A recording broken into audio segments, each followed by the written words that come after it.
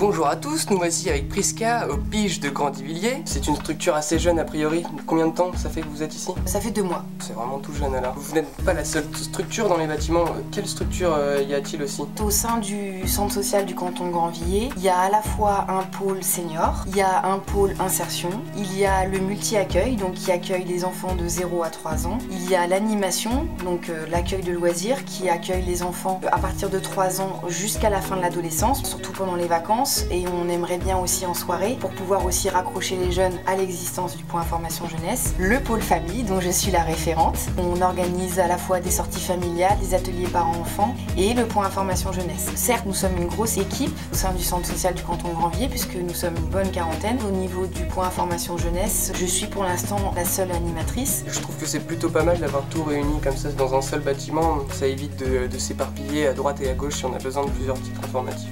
Quels sont les types d'informations que nous pouvons acquérir ici? Alors c'est des informations plutôt généralistes autour de l'emploi, des métiers, du logement, la mobilité, l'accès aux droits, la santé, autour aussi de la lutte contre les discriminations et l'orientation vers des structures spécialisées. Et en même temps, on peut avoir des renseignements assez précis sur ce qui peut se passer au niveau local. Donc c'est assez généraliste. Donc ça veut dire que si on est jeune, on est un peu perdu, on peut vraiment tout trouver, pas de problème. Si jamais on n'a pas la réponse tout de suite, au pire, on peut différer, prendre le temps de chercher. En fonction de la demande individuelle d'un jeune, on peut effectuer des recherches et essayer de l'orienter au mieux vers les partenaires les plus compétents, vers les structures les plus adaptées en fonction de sa demande. Il y a vraiment de quoi faire. Qu'aimeriez-vous développer dans votre pige? On aimerait déjà le rendre plus visible sur le territoire, auprès des jeunes et leurs parents, parce que parfois c'est les parents qui eux ont accès à la mobilité qui viennent chercher l'information, et accessible. Et pour que ça puisse se faire, je pense qu'il faut déjà aller à la rencontre des jeunes, avec des partenariats notamment, pourquoi pas, avec la Fondation à l'heure, le Centre Béthanie, qui sont des foyers, avec le lycée professionnel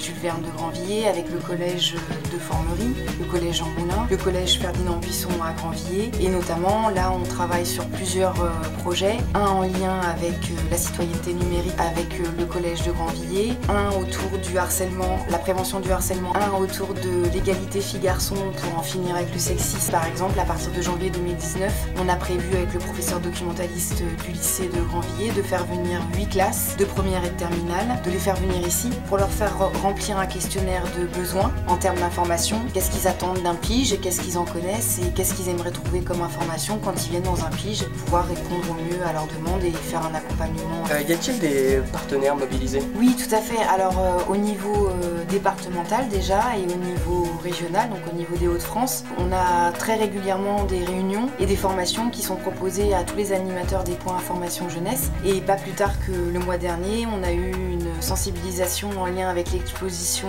Égalité filles-garçons, inaugurée par le préfet à Creil, et qui du coup permet de se relier à d'autres points information jeunesse et de mutualiser les compétences et de mutualiser les pratiques. Et l'idée, c'est aussi d'aller au contact des jeunes et d'essayer de trouver des moyens d'aller aussi dans les communes aux environs, sur la commune de Picardie Verte.